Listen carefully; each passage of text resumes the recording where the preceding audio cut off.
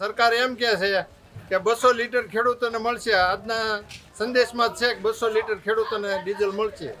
હજી અહીંયા 1500 રૂપિયાના ડીઝલમાં લાઈનમાં આખો દી ઊભા રહીએ.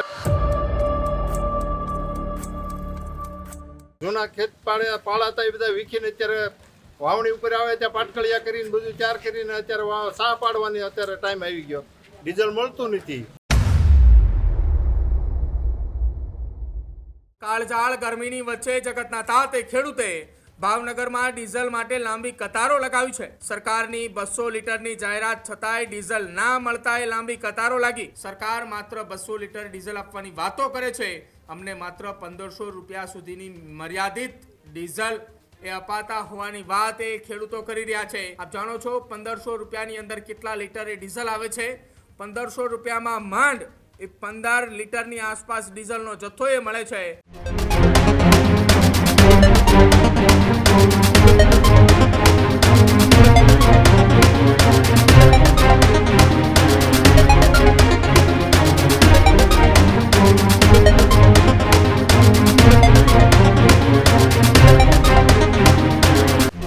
ભાવનગરની અંદર પણ પેટ્રોલ ડીઝલ માટે લાંબી કતારો એ લાગેલી જોવા મળી રહી છે.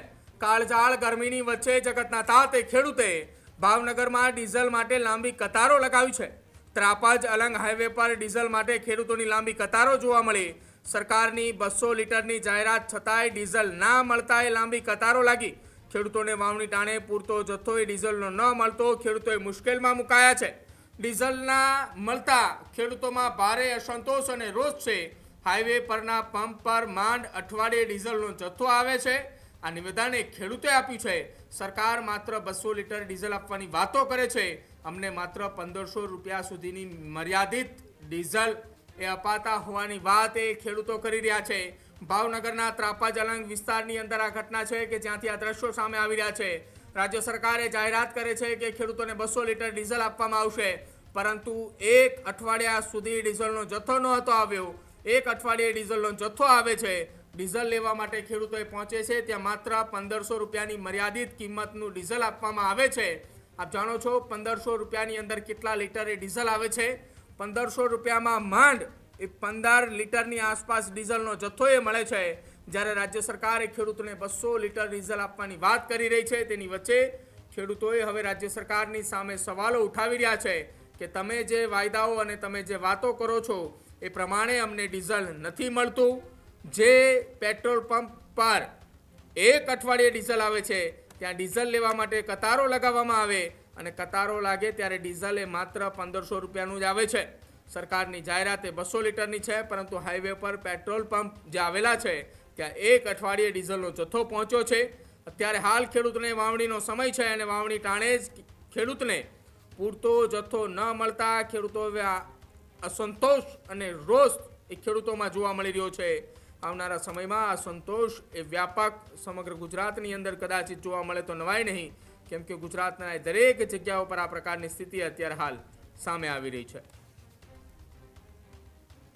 હું ખાતેદાર ખેડૂત મણારનો અને ભારાપરા અને અલંગ 3 ગામમાં મારે જમીન છે અને અમારે અત્યારે અપૂરતું ડીઝલ મળે છે અને લાઈનમાં ઊભા રહીને હવે ધરાઈ રહ્યા છીએ.